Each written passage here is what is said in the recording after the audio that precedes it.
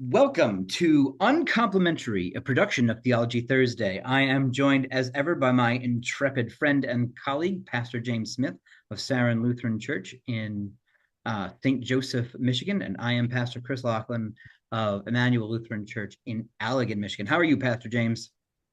I am doing great. One sec.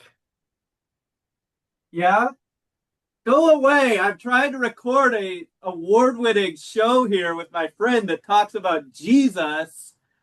I am so sorry about that, Pastor Chris. What a rude interruption.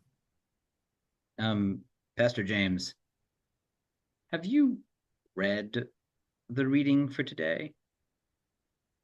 I haven't looked at it. I was just dealing with these three strangers at the door. What a nuisance, am I right? I mean, I can see where you're coming from, and I sometimes get freaked out by strangers arriving at my door. But you really should have read the reading for today from Genesis 18, because three strangers showed up with Abraham and his tent, and he invites them in and has, I mean, Sarah does at least some of the hard work of the cooking and the cleaning. He hastens to like prepare the fatted calf, or yeah, sets before them food. So, Pastor James. How does that work out? Does he immediately regret it though because he was busy? No, actually, Pastor James, it works out really well for him because they turn out in some way to be God. Sometimes that's been interpreted as the three persons of the Trinity, and they definitely speak for God in delivering God's promise of having a child in the very near future. But you don't think these people that I just turned away were God or sent from God, right? I'm good, right? I mean, not only is that a thing in scripture and Christian tradition history, that's also in the book of Hebrews, right? For by entertaining strangers, some have entertained God. Oh no. Are you saying I have forgotten or been neglectful in welcoming strangers? Here's the I thing, might Past. be saying that, yes, Pastor James. All right.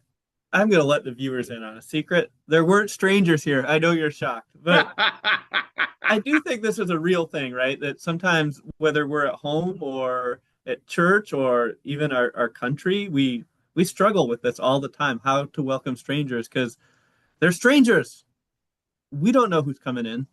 Um, and I I think, think go ahead. our automatic reaction, and maybe I'll just speak for myself.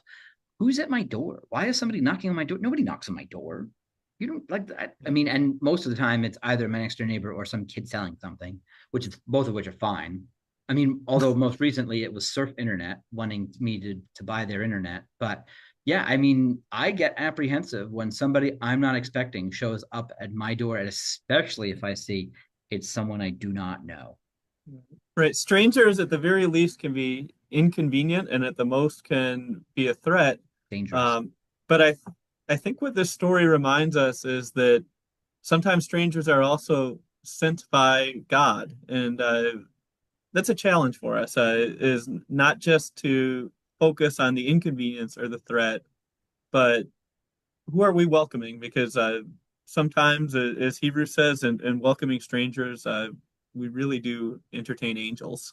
Um, and so I think that's good news for all of us. As Abraham thinks he's the hero by showing welcome, but it's really he receives the greater gift when the strangers visit him.